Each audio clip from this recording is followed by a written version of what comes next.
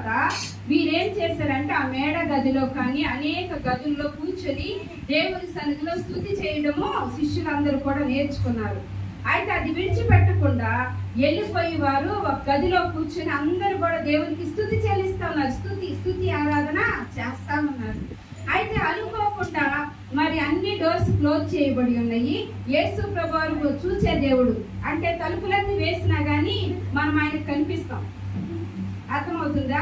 ఒక మనిషిగా తలుపులు వేసుకుని గదిలో ఉన్నప్పుడు బయట వ్యక్తులకు ఎవరు కూడా కనిపించరు. కానీ తండ్రి అయిన ప్రభువునకు సమస్తము కూడా తెలుసు. కాబట్టి మనం ఎక్కడ కూర్చొని ఉన్నామో ఏం చేస్తున్నామో ఆయనకు తెలుసు. అయితే వాళ్ళు గదిలో కూర్చొని దేవుని స్తుతిస్తా ఉన్నారు. స్తుతిస్తా ఉంటే ఆయనకి తలుపులు ఏమన్నా అడ్డమా? చెప్పండి, తలుపులు ఏమన్నా అడ్డమా? కిటికీలు ఏమన్నా అడ్డమా?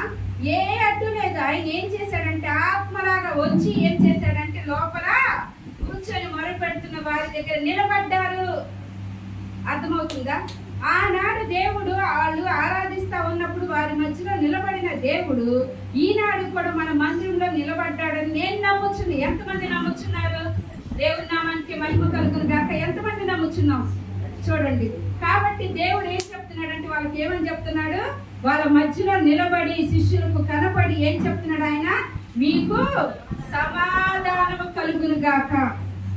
ఫస్ట్ సారి దేవుడు వారితో సమాధానము కలుగును గాక అని చెప్తా ఉన్నాడు. చూడండి తర్వాత 21వ వచనం.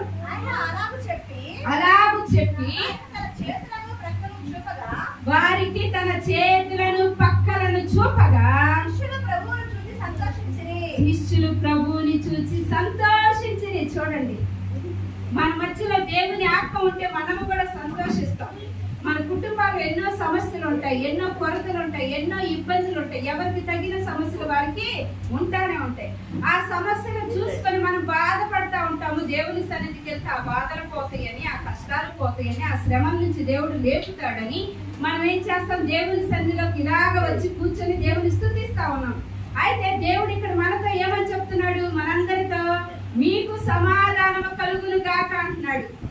ఏం చూపిస్తున్నాడు? పక్కన బళ్ళకు పోటును చూపిస్తున్నాడు, చేతిలో గాయాలు చూపిస్తున్నాడు, ఎక్కడ ఏమేమి దెబ్బలు తగిలినాయో చూపిస్తా ఏం చెప్తున్నాడు?